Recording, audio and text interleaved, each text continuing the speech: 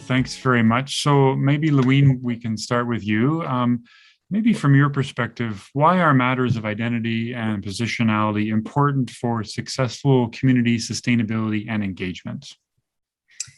Yes, so positionality really kind of help us understand, our social position or like where we situate ourselves within like the social hierarchy of society. So then when we when we understand our own identity, our own positionality within the society we evolve in, it can give some insight about not only how we view ourselves, but how can that be different on how people view us. And so that really shape the way we interact with people because, as scientists, we have our feelings, we have our biases, we have our assumptions.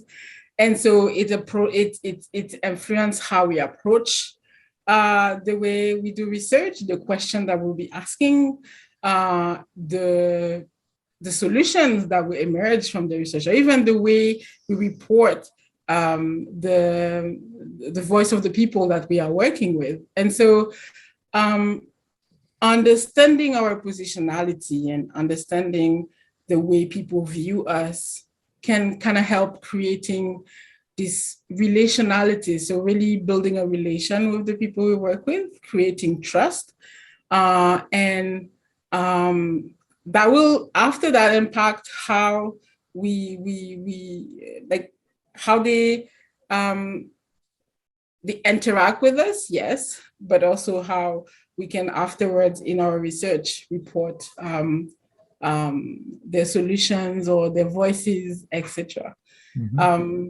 And then finally, it just also help us with like responsibility and accountability because we are aware of the space that we take in a certain context so that, within our own work, then we'll be aware about the power we have and how we can, sometimes for bad, but hopefully for good, utilize that power to really bring forward the voices of the people we work with. Mm-hmm.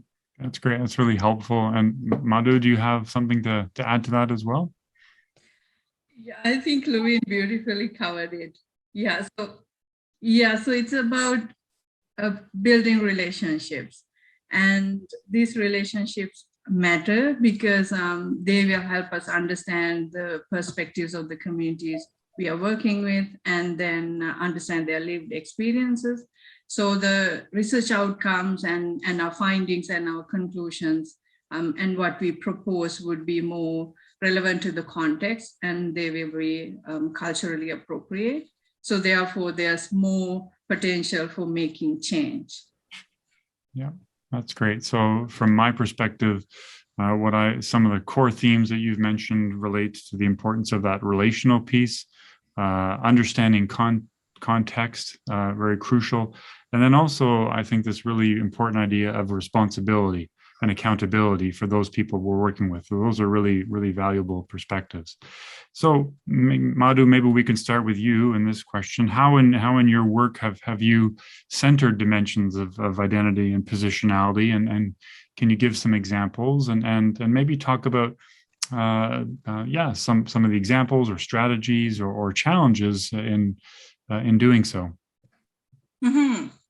So we call it an initiative at the university where we work with other graduate students and we encourage critical reflection about the colonial aspects of sustainability research. And our entry point to this initiative is actually positionality and identities. And more specifically, we critically reflect and we discuss how we construct ourselves as researchers and how we construct and perceive others. So the others being the communities that we work with. And this process starts really by taking a hard look at ourselves as researchers and understanding our various identities and the biases and the assumptions and the viewpoints really that we bring to the research process. So this matters in the way that we relate, again, the relational piece to the communities and the power and the social position that we bring to the process, the entire process of research and the engagement with the communities. So if I give an example, in our workshops, when we do our reflections, we start to peel off the layers of our own identities, and especially for those of us who are coming from the global South originally, and then have trained in here in Canada, and now we are going back to global South again to do our research, and this makes us feel both as an outsider and an insider in trying to engage with the communities.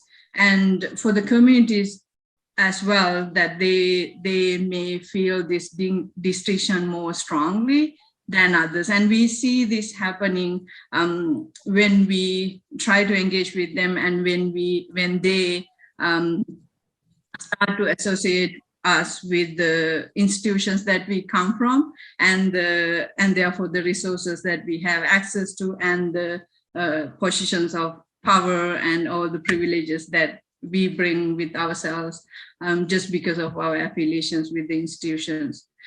So this is why it is very important to take a hard look at our identities, and also like carefully examine and also re-examine them during the process, so that we are well aware of our where we are coming from in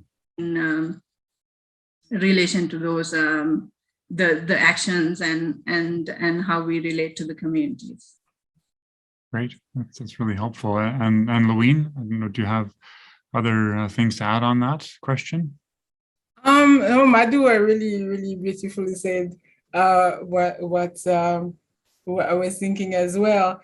And if I can add, and I think what is interesting in both Madu and I work is that, as Madu said, because we work in the region where we are from, so there's like a bit of an interesting reflection that we have, because we have the local perspective, we know how things are happening, and at the same time we are trained in Canada, so we are by having this self-reflection and understanding what our positions are, whether it is in the field or in Canada, then we can really adapt what we learn here and see how they are applicable over there. And so this is quite an interesting, sometimes complex, not sometimes, quite complex, but this is really an interesting journey. I think that really brings us. So and all that start with working on our positionality and understanding how our identities play in certain situations. So yes. Mm-hmm. That's great. That's really helpful perspectives. And maybe add one more question if I can. And so because you're both sort of uniquely positioned in the space where you're familiar, have experience in the context where you're working, and you've had, as you mentioned, sort of training in different contexts, and so you're sort of navigating this insider outsider kind of space at one time. Do you have any suggestions for people that maybe find themselves not having some of that lived experience in particular places or with particular groups that they're seeking to engage with? Are there strategies, tools, things that people should be very aware of that you can maybe reflect on and share here that you think would be helpful to know?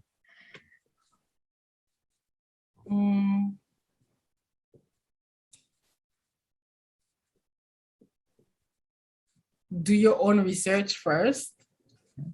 Like not only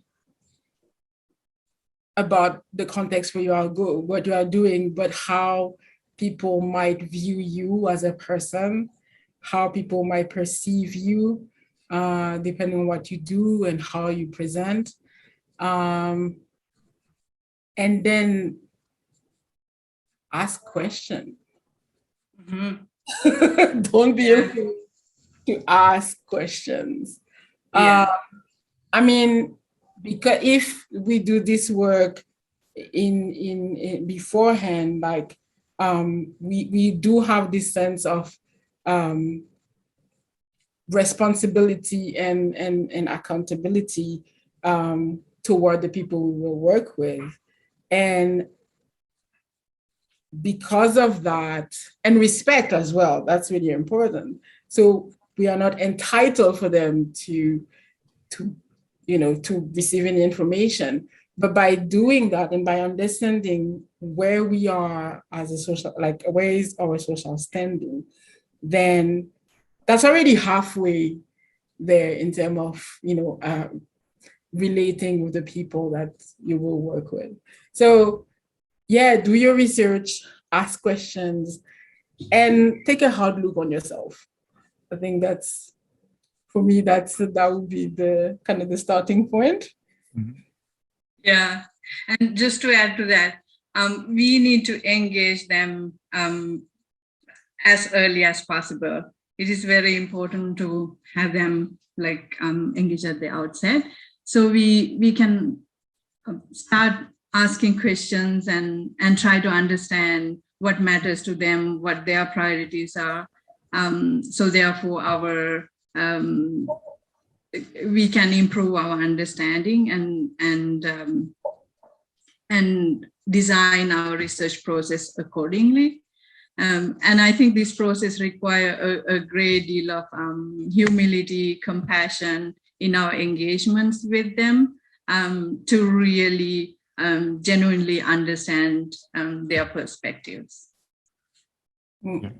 Yeah. And then if I can add to that, add flexibility as well, because what you think was the question that needed to be asked is not necessarily the question that needs to be asked.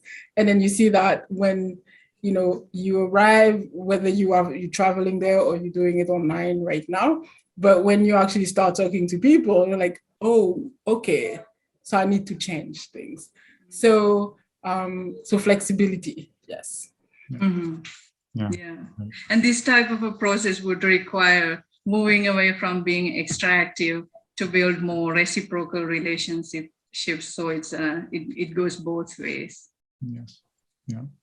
Mm-hmm. Absolutely. So really, really insightful perspectives and ideas, very helpful and really crucial things to think about as we consider this idea of engagement. So thank you very much, both of you. Appreciate it.